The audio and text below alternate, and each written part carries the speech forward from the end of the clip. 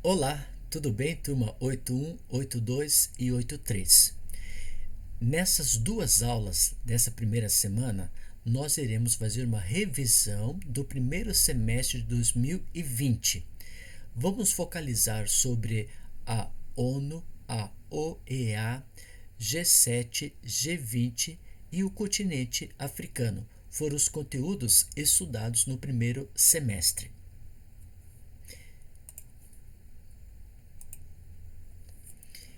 Então, essa vai ser a primeira parte da nossa revisão. Eu gostaria que você pegasse o seu livro, acompanhasse, que eu vou colocar perguntas nos slides e nós vamos explicar cada conteúdo relacionado àquilo que já foi trabalhado e também relacionado às páginas do livro. Antes de iniciar a nossa atividade desse dia, vamos pedir a presença de Jesus através de uma oração. Obrigado a Deus pelas bênçãos concedidas a cada aluno. Obrigado pelo recesso escolar que o Senhor nos concedeu. E nessa semana estamos fazendo a revisão do primeiro semestre de 2020 relacionado à matéria de Geografia.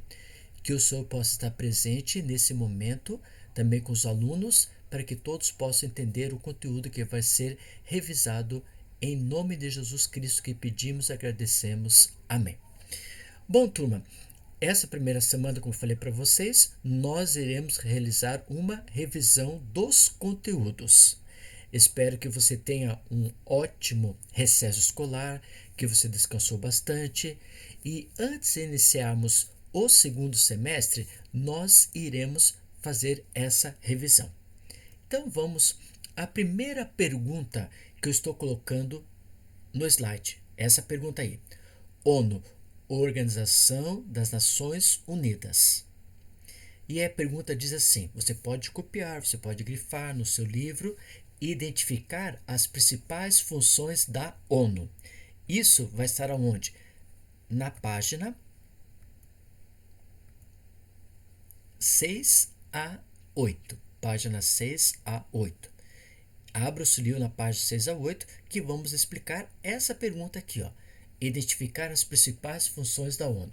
Como nós estudamos, e está relatado na página 6, 7 e 8, a ONU ela foi fundada 24 de outubro de 1945, através do que nós conhecemos da Carta das Nações Unidas. É uma organização intergovernamental e é formado por 193 países membros, no qual o Brasil pertence também a esse grupo.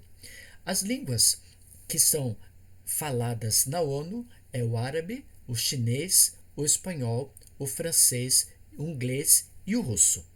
E o objetivo maior da ONU é promover a paz. Esse prédio, essa própria instituição, ela está situado nos Estados Unidos, na cidade de Nova York. Agora, tem alguns países que têm a sua subsede da ONU, que são departamentos que estão espalhados pelo mundo, tais como a Suíça, a Áustria, a Quênia, Etiópia, Tailândia, Líbano e Chile. Brasil, nós não temos nenhuma um edifício, uma administração, um escritório diretamente da própria ONU. Agora a pergunta nos diz: quais são essas funções da ONU? Então a ONU, como nós podemos observar na página 7 do seu livro, que você está lá na página 7, na segunda coluna, podemos observar que as funções da ONU é questões ambientais, direitos humanos, educação, saúde, trabalho, bem-estar social, habitação e transportes coletivos. Desses que eu citei, eu posso, por exemplo, colocar relacionado à educação. A ONU prevê que todas as crianças devem ter acesso às escolas, sendo alfabetizadas. Saúde. Todo cidadão tem que ter o que? Hospitais, clínicas, regiões de maternidades para a população. Trabalho, todo mundo tem que ter o seu trabalho. Então, isso que nós vimos está relatado na página 6 à página 8, que são o quê? Atribuições da ONU diretamente para o povo. Questões ambientais, direitos humanos, educação, saúde, trabalho, bem-estar social, habitação e transportes coletivos. Essa é a primeira pergunta que nós fizemos para vocês. A segunda diz o seguinte: estrutura da ONU. Conhecer a estrutura e as funções de organizações da própria ONU. E aí nós podemos observar o seguinte, que isso vai estar na página 9 à página 12. Nos diz assim: a ONU é constituída por todos os países membros da ONU, que fazem parte da Assembleia Geral. Então, uma da estrutura é a Assembleia Geral.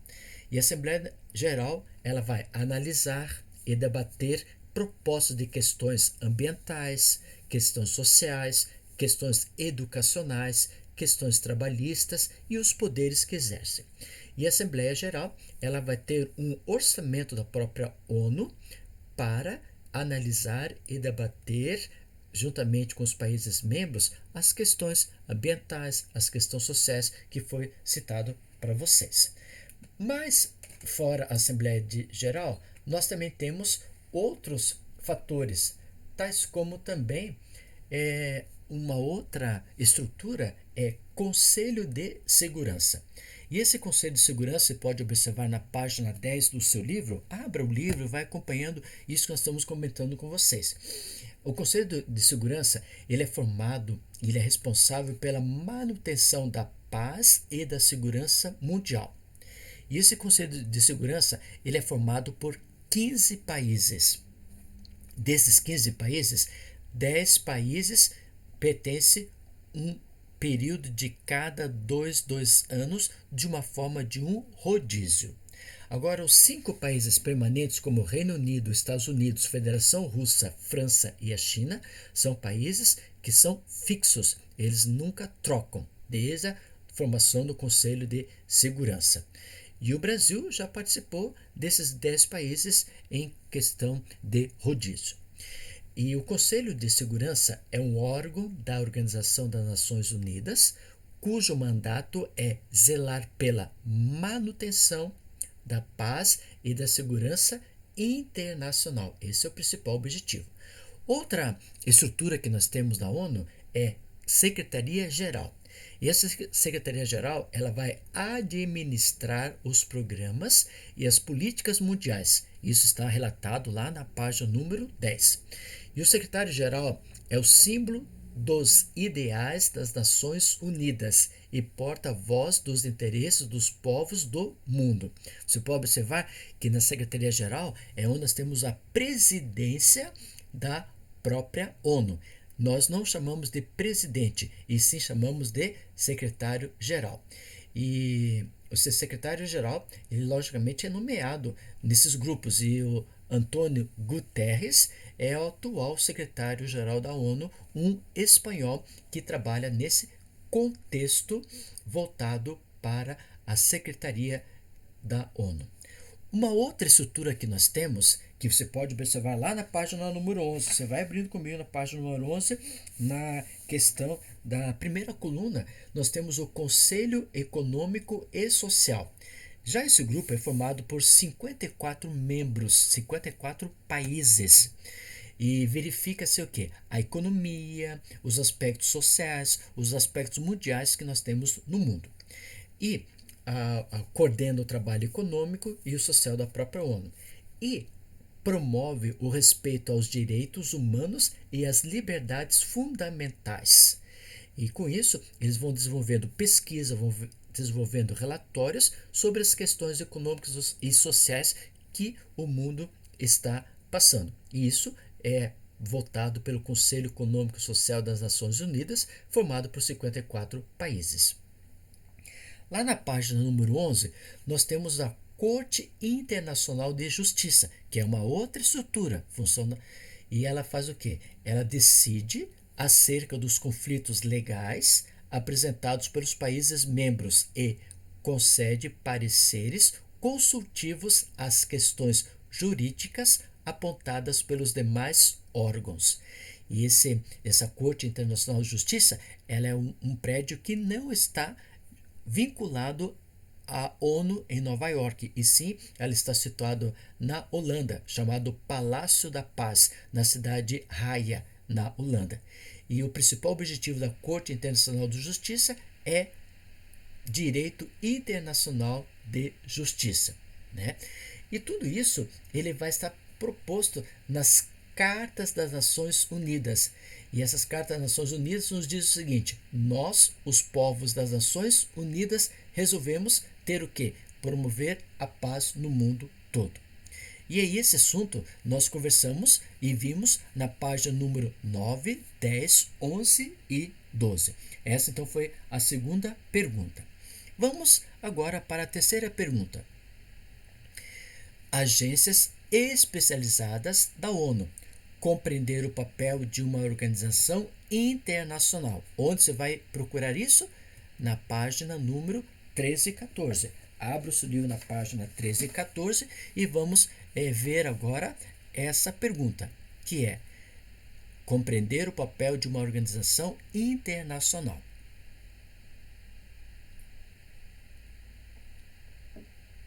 Então vamos observar quais são essas organizações que nós temos, como sendo agências especializadas da Organização das Nações Unidas. E ao observar no livro, na página 13, nós podemos observar que temos a FAO. FAO, ela é Organização das Nações Unidas para a Agricultura e Alimentação. Ela vai ver os produtos que são cultivados no mundo todo e se tem condições favoráveis para uma boa alimentação do cidadão de uma determinada localidade que pertence à própria ONU.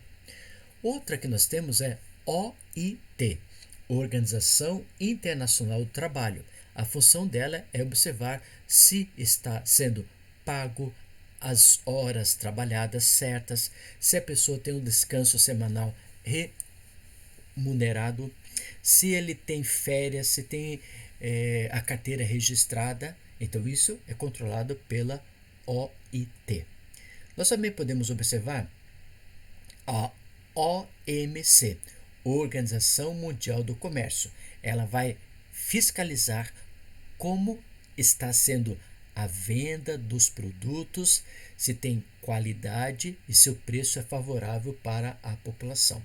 Nós também temos o FMI, que são agências especializadas da ONU, que está tudo na página número 13. Fundo Monetário Internacional, ela que vai fazer esses empréstimos, essas ajudas para os países no mundo a nível econômico. Também nós temos a OMS, Organização Mundial da Saúde. Como nós citamos para você, o OMC, OIT e OMS são organizações da ONU, mas elas não estão no continente americano, e sim estão no continente europeu, principalmente na Suíça. Essa Organização Mundial da Saúde, o presidente atual dos Estados Unidos, ele está questionando muito relacionado ao papel da Organização Mundial da Saúde relacionado ao quê? Por exemplo, essa pandemia que começou no mundo desde março, abril, maio, junho, e alguns relatos que começou na China no final de 2019, por isso é chamado coronavírus ou Covid número 19, porque teve início no ano de 2019 lá na China e foi se espalhando aos poucos no mundo todo. E os Estados Unidos, ela não está mais favorecendo esse papel relacionado à Organização Mundial da Saúde, porque eles não encontraram uma solução para resolver o problema relacionado a essa pandemia. Outra organização que nós podemos colocar é a Unesco, Essa já está situada lá nos Estados Unidos. UNESCO significando Organização das Nações Unidas para a Educação, a Ciência e a Cultura. E aqui no Brasil nós também temos essa representação da UNESCO. Outra que nós podemos colocar é o chamado de UNICEF, Fundo das Nações para a Infância. Na página 13 e 14 que você encontrou essa pergunta, nós temos as principais agências especializadas da ONU que têm o direito de cuidar do cidadão e dos países que são membros da própria ONU. Vamos para a quarta pergunta. A quarta pergunta nós vamos ver relacionado à OEA, Organização dos Estados Americanos. E nós podemos observar o seguinte: Organização dos Estados Americanos. E a pergunta é: perceber as principais mudanças econômicas em curso na atual ordem mundial. Que páginas que nós vamos encontrar? Isso vamos encontrar lá na página número 27, página 27 do seu livro. E nos diz o seguinte: então vamos ver alguma coisa voltado para essa pergunta aqui. OEA. OEA, como foi falado, Organização dos Estados Americanos. E ela foi criada a partir de maio de 1948 como a Declaração Americana dos Direitos e Deveres do Homem. E os princípios, nós podemos ver os princípios lá na página número 25, né? O direito internacional, a eliminação da pobreza, do roubo. E nós temos 35 países membros que fazem parte dessa OEA. E essas ações prioritárias dela é fortalecer a democracia, controle de entorpecentes, repressão ao terrorismo, repressão à corrupção, repressão à lavagem de dinheiro, questões ambientais e sociais. E também ela tem a sua própria estrutura, né? A OEA. Ela vai ter a Assembleia Geral, que é dita em 4 línguas: o inglês, o espanhol, o português e francês. Também tem a outra estrutura, o Conselhos, que isso é voltado para Conselho Permanente e o Desenvolvimento Econômico dos países do continente americano. Também temos a Secretaria-Geral, que ela vai administrar todo o seu contexto, o que é proposto, que é votado pela própria OEA. Tudo isso informatizado nos países que são ligados à OEA no conjunto da organização. Também nós vimos que essa OEA, ela também tem algumas organizações, como também a ONU tem, relacionado à saúde, relacionado à agricultura, relacionado a direitos à criança, direito da mulher, direito do índio e promover o resgate da história americana. Tudo isso são organismos especializados que é voltado para a OEA. Também nós temos a Comissão Interamericana de Direitos Humanos, que vai controlar as drogas, controlar o terrorismo, controlar esses acidentes de desastres naturais, desenvolvimento de direitos humanos, né? Que ele vai controlar, ele vai amenizar o sofrimento que ocorre através dos desastres naturais.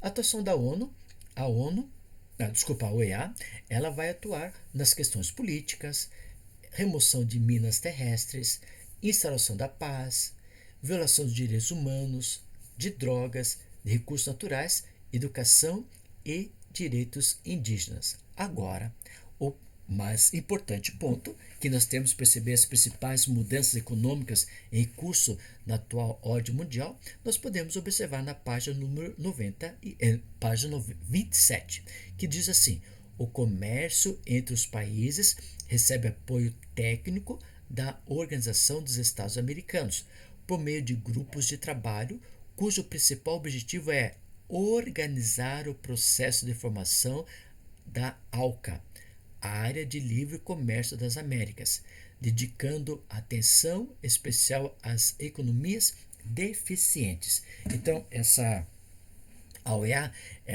a principal mudança econômica, ela vai observar dentro do contexto americano quais são os países ricos, por exemplo, Canadá, Estados Unidos, quais são os países emergentes, Brasil, México, Argentina, Chile, Quais são os países pobres? Bolívia, Paraguai, Uruguai, etc. Né? Então, essas mudanças, a OEA ela vai promovendo, dedicando atenção especial principalmente para os países que são deficientes, né? Os países que estão enfrentando problemas econômicos, não só problemas econômicos, como atrelados à economia. Por exemplo, Venezuela. Venezuela está tendo um grande problema relacionado ao espaço de exploração do petróleo, que não é bem distribuído para a população, e também relacionado ao tipo de governo que nós temos lá. Um governo que não dá liberdade de expressão para a população e não distribui igualmente ajuda financeira e econômica para todos os membros da Venezuela. Com isso, a Venezuela ela está sendo taxada como sendo um grupo de um país ditatorial. Relacionado também a outro país, nós podemos colocar Cuba. Cuba é um país também, através do governo de Fidel Castro e agora atual com Raul Castro, seu irmão, Raul Castro, ele começou a dar uma abertura do seu país a nível econômico para para o continente americano. Então essa mudança econômica surge nesses três grandes grupos de países que foi citado: países ricos, Estados Unidos e Canadá; país emergente, México e Brasil, por exemplo; e país pobre, Bolívia e Paraguai. Isso vimos na página número 27, essa pergunta. A próxima pergunta, você tem número 5, grupos G20. Conhecer a estrutura e as funções de organizações internacionais. Onde você vai encontrar essa resposta? Você vai encontrar na página 33 e 34. 33 e 34. Mas vamos voltar à pergunta. Você pode copiar essa pergunta e abrir lá no seu livro. Vou dar um tempinho para você copiar a pergunta grupos G20.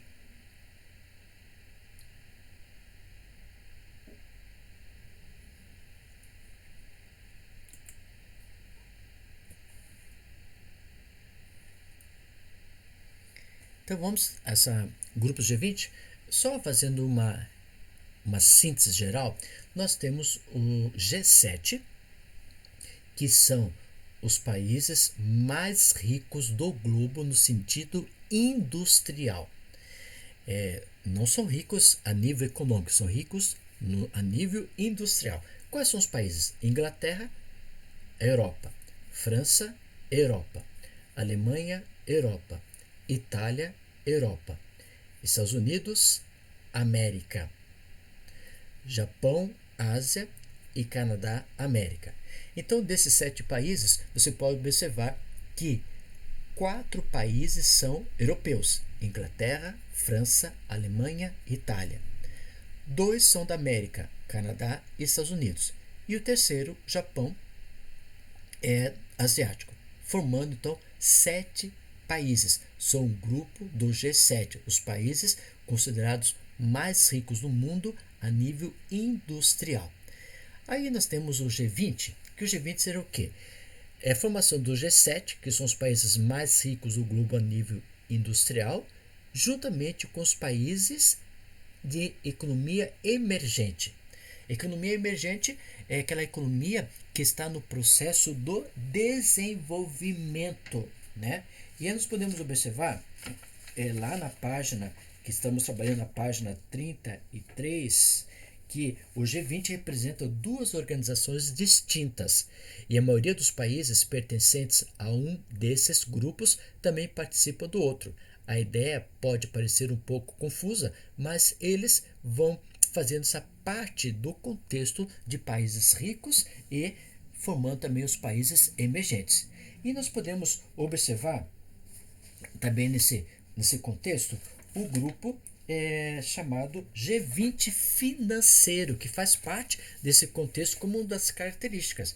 E o G20 financeiro diz assim: a associação formada pelos países do G8. Quem é o G8? O G7 são os países mais ricos do mundo, juntamente com a Rússia. E 11 países emergentes. Desses 11 países emergentes, Entre eles é o Brasil. A União Europeia é considerada o 20º país. As discussões desse grupo vão além da esfera comercial, ampliando no contexto financeiro. Outra característica que nós temos do G20 é o G20 comercial, entidade constituída de 23 países industrializados, denominados emergentes, cuja finalidade é ampliar as possibilidades de negociações com os países ricos. E o Brasil vai ser parte tanto do G20 financeiro como o G20 comercial, trabalhando com essa questão voltada para os países ricos. Quais são os países que nós podemos citar como pertencentes ao G20? Vamos ter África do Sul, que fica na África, Alemanha na Europa, Arábia Saudita na Península Arábica, 4, Argentina na América, 5, Austrália na Oceania. Vamos agora do 6 ao 10. 6, Brasil, América, 7, Canadá, América, 8, China na Ásia, 9, Coreia do Sul na Ásia e 10, Estados Unidos na América. Eu estou indo por ordem alfabética. Agora do 11 ao 15. 11, França, Europa. 12, Índia, na Ásia. 13, Indonésia, na Ásia. 14, Itália, na Europa. E 15, no Japão, Ásia. Do 16 ao 20. Número 16, México, América. 17, Reino Unido, Europa. 18, Rússia. Ele vai estar tanto no continente asiático como no continente europeu. Número 19, Turquia. E o número 20 são os países que pertencem à União Europeia. Agora, desses países que eu citei todos, nós podemos colocar como países emergentes a África do Sul, Argentina, Brasil, México, agora Turquia, né? Agora, países ricos, desenvolvidos, nós vamos ter o quê? Alemanha, Austrália, Canadá, Coreia do Sul, Estados Unidos, França, Itália, Japão, Reino Unido, né?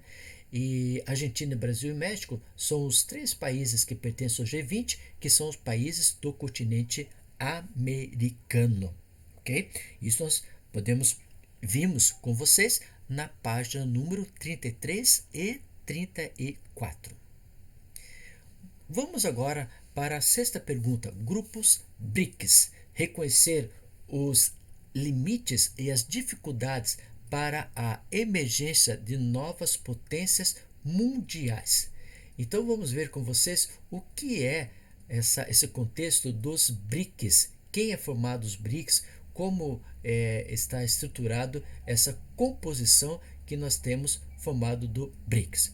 Isso nós podemos encontrar na página número 35 e 36. Volto a pergunta para você copiar e vou dar um tempinho para o mesmo.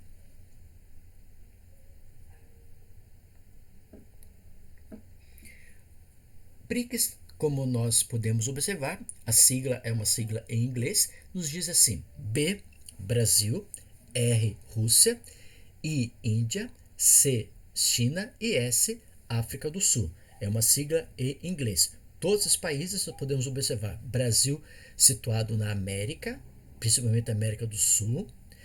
O R, Rússia, está situado em 2 continentes, europeu e asiático.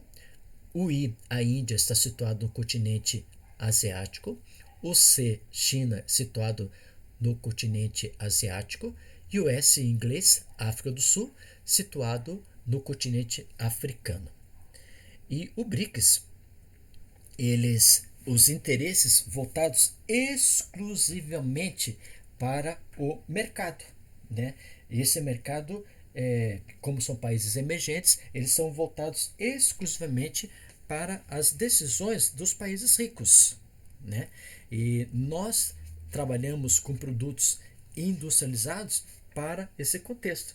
E em agosto de 2001, através do inglês Jim O'Neill, ele usou esse termo chamado BRICS, né? Primeiro ele construiu o BRICS, chamado Brasil, Rússia, Índia e a China. Depois foi acrescentada a letra S como sendo a África do Sul.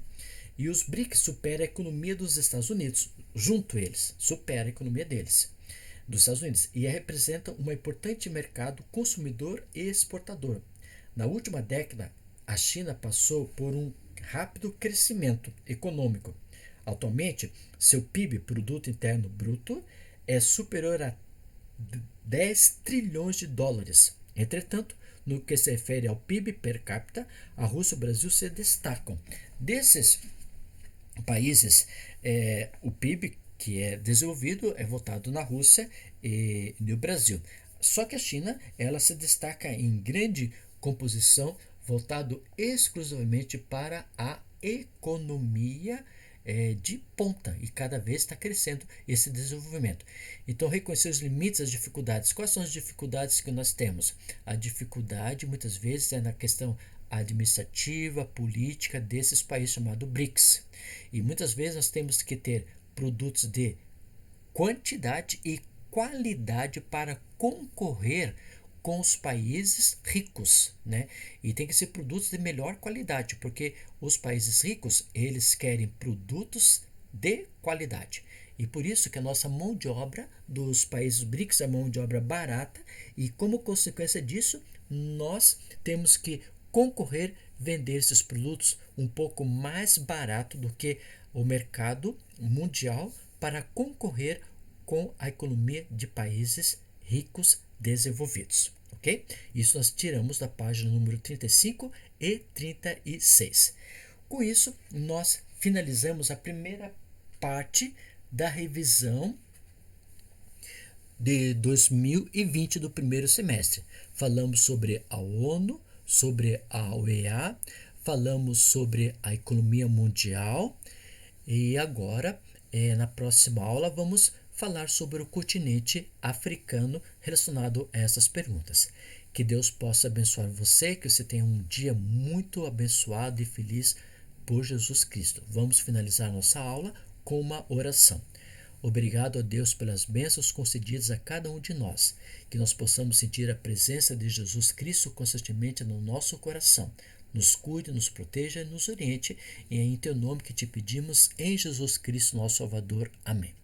Turma, essas 6 perguntas que eu passei para vocês são perguntas que você viu as páginas, que você pode relembrar, reler, reestudar aquilo que já passamos no primeiro semestre.